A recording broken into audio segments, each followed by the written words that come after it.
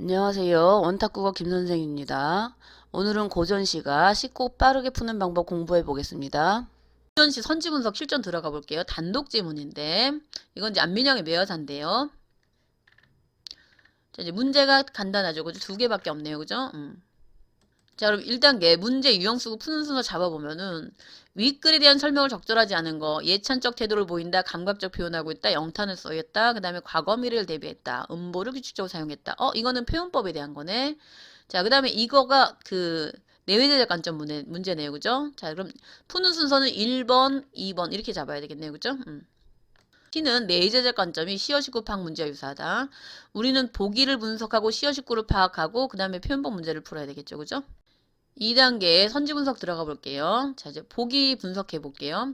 자, 매와 사는 팔수로 이루어진 연시조이다. 연시조에는 내용이나 형식면에서 각수를 통합하는 구성 원리가 있다. 매화를 중심으로 통합이 이루어진다. 매화가 꽃을 피우고 향기를 내는 것은 자연적 현상이다.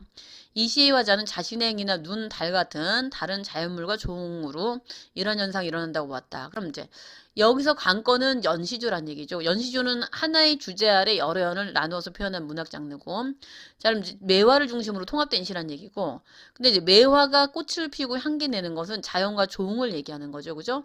근데 조응은 눈, 달, 다른 자연물과 조응했다, 화자와 조응했다, 조응했다 이 얘기가 되는 거고, 이제 크게 두 가지 정보인데, 그죠? 연시조라는 것과 그 다음에 어떻게 돼요? 화자와의 조응, 자연물과의 조응. 근데 이제 조응은 둘 이상의 사물의 현상 따위가 비추어 서로 꼭 맞게 대응하는 것들인데 화자의 느낌과 반응이 아니면 매화가 눈달을 통해서 피어난다 이런 것들을 알 수 있겠죠, 그죠? 자, 이제 선지 분석해 보면은 자, 이수의 화자는 어리고 성금 매화 두세 송이 피운 것을 눈 기약을 지켰다라고. 그러니까 눈 속에서 매화가 피어났다는 얘기가 되는 거죠. 그죠? 자, 그다음에 이거는 뭐 자연과의 종이니까 여기 눈과의 종이 있죠. 그죠? 그다음에 화자는 촉잡고 가까이 사랑하는 행위에 매화가 향기를 내어 종한다고 보았다. 그럼 이제 매화가 지금 피어나니까 매화 향기를 화자가 느끼는 거죠. 그럼 촉 잡고 가까이 사랑한 것은 어떻게 화자의 매화에 대한 종을 얘기하는 거고 반응. 그 다음에 삼수는 눈과 달의 종이 이루어진 후에 화자와 매화 사이에도 종이 일어났다. 그럼 눈과 달의 조화 이루어졌어. 자연물과 먼저 조화를 했고 그 다음에 화자도 또 조응했다. 그럼 이제 약간 시간차가 있는 거네요. 그죠? 그건 이제 있는지 없는지 파악해 주면 되고. 자, 그 다음에 사수는 달이 뜨자 매화가 그림자를 나타내고 화자의 잔에도 매화의 청향이 차오르고 있다. 그럼 달과 매화의 종, 화자와 매화의 종. 그럼 사수에는 이제 달과 매화의 종, 화자의 종이 있는지 찾아주면 되고. 옷은 합리에 잦은 매화가 향기를 내는 것은 황홀에 돋는다를 맞이하는 거다. 그럼 매화와 달의 종이네. 자, 그리고 종합해 보면은 화자와 매화 그리고 매화와 눈, 매화와 달의 종인데 자, 강년마다 행위와 자연물 사이의 종을 확인해 주면 되는 건데 3번은 일단 시간차를 확인해 주지. 눈과 달의 종 다음에 화자와 매화 사이에 종이 있는지 없는지 그런 얘기는 보기 없기 때문에 한번 확인해 주시라는 얘기가 되는 거죠. 자, 그다음에 이제 표현법을 한번 분석해 볼 건데 워낙은 이건 이제 그 지문 해석하시고 풀어야 되는 거예요. 그런데 이제 선지 분석이니까 먼저 해드릴게요. 이건 충분히 가능하죠. 매화에 대한 예찬, 그죠? 자연물이 나온 경우는 자연물에 대한 예찬이 많으니까 가능한 거고, 감각적이라는 거는 시각, 후각, 촉각, 미각 이런 것들이니까 당연히 이것도 가능하겠죠? 매화를 표현하려면 생김새나 아니면 뭐 달, 향기 이런 얘기 나오니까 충분히 가능한 거고, 영탄, 오, 뷰티풀 뭐 이런 식으로 하니까 매화에 대한 감탄이 들어갈 수 있지, 충분히 가능한 거고, 자, 이게 좀 이상하지. 이런 건 좀 우리가 바로 알 수 있지. 과거와 미래? 그죠? 시간 대조인데 사람한테나 과거 미래가 가능하겠지? 사람한테 꽃한테 과거 미래가 돼? 안 되겠죠? 근데 물론 이런 게 있지. 매화가 과거엔 어떻게 폈는데 뭐 미래는 어떻게 필 것이 이렇게 예측할 수 있는데 이건 일단은 조금 거리가 먼 선지겠죠? 그다음에 이거는 무조건 맞는 선지죠. 고전 시간은. 자, 그럼 한번 볼게요. 자, 이 문제는 표현법에 관한 선지인데, 그죠? 3번 선지 충분히 가능한 얘기인데, 그죠? 그런데 이제 그 5번 선지는 무조건 지우고 가시면 되는 거고, 맞는 거니까. 보통 자연물에는 화자 처지를 이룰 때 보통 나는 과거였다는데 미래는 어떻게 될 거야? 이런 식으로 얘기하는 건데, 그죠? 이거는 4번이 조금 의심스럽다라고 생각하고 가시면 되는 거예요. 자, 그럼 우리가 분석한 걸 가지고 지문을 해석해 주시면 되는데, 자, 어리고 성근매와 너를 믿지 아니했더니 눈기약, 눈 속에서 피겠다는 약속을 능히 지켜 두시성이 피었구나. 그럼 매화, 1번 선지 맞네, 그죠? 눈 속에서 매화가 피어나겠다. 촉 잡고 가까이 사랑할 때 암향이 무슨 얘기야? 여기 선지 보시면, 여기 해설 보면 그윽한 향기가 떠도는구나, 이런 얘기가 되는 거니까. 그럼 여기는 그 2번은 화자와 매화의 종 맞죠, 그죠? 1번 맞고, 그죠? 촉 잡고 가까이 사랑하는 애가 매화의 조응 맞고 등자 옥지리여 눈 속에 너로구나 가만히 향기노와 황혼어를 기약하니 그럼 황혼어리 황혼의 달과의 약속을 어떻게 돼 기약하니 그럼 매화와 달의 조응 나와 있는 거죠. 아마도 아치고졸은 너뿐인가 하노라. 그럼 우한 지주절개 너뿐인가 하노라.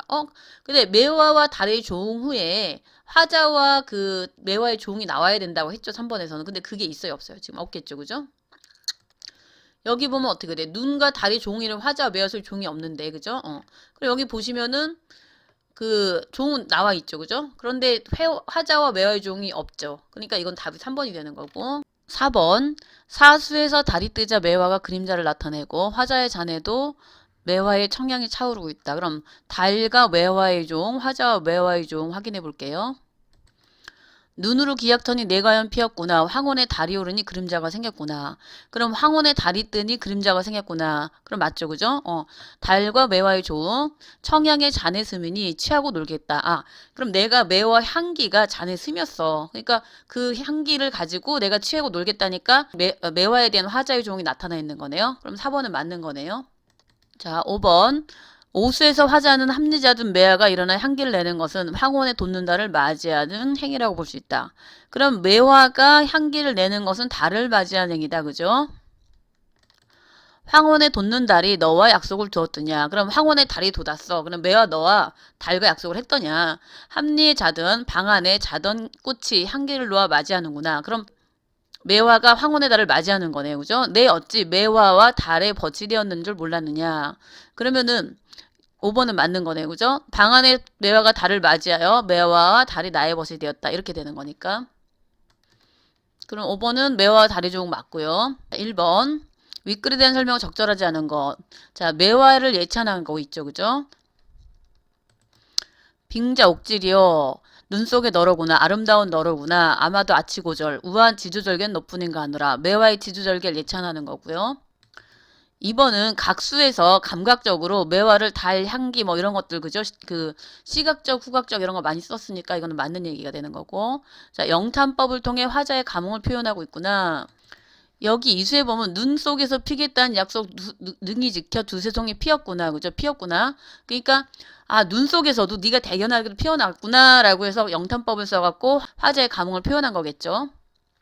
답은 4번이네요. 과거 미래 대비가 없고요. 그 다음에 이거는 음보를 규칙적으로 사용했다라는 거는 고전시의 그 보편적인 그 특징이라고 했으니까 이거는 맞는 걸로 봐주면 되겠죠.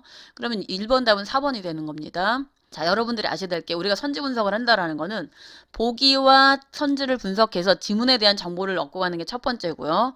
두 번째는 선지를 종합해서 정답과 오답이 뭔지 대충 가려내는 것들도 중요한 그 중에 하나고요. 그래서 시를 해석할 때 5개의 선지를 중심으로 그거를 해석하게 되면 시간도 많이 절약되고 정답률도 많이 올라가니까 여러분 스스로가 많이 연습해 보시길 바랍니다. 선지 분석 실전 연습 2 마치겠습니다.